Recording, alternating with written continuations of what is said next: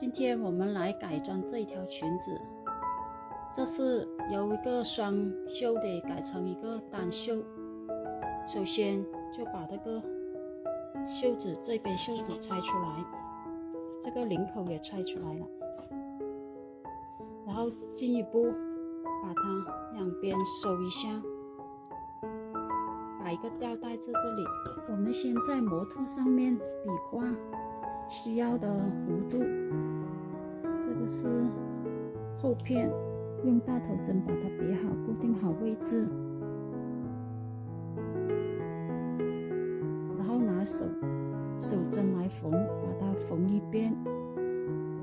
比划好这个弧度。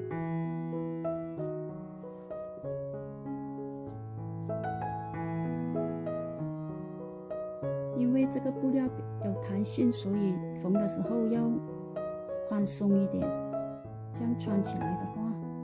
就比较能看得出效果。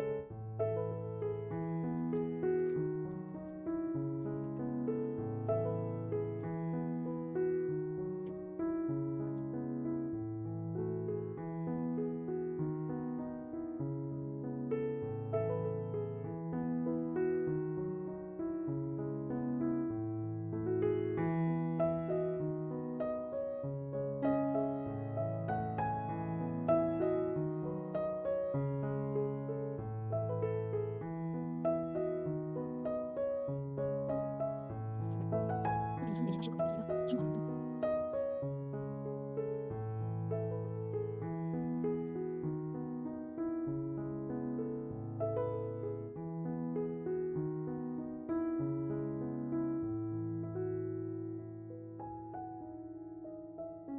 我们只需要把前片那个绑前片的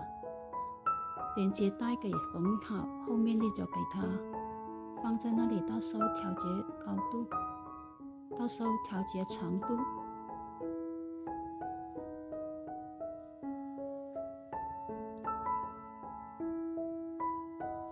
这个肩带我们只需要把前片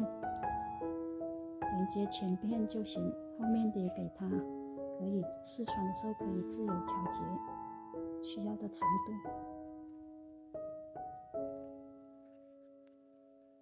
后片是这样，到时候试穿完了之后再调节适合的尺寸。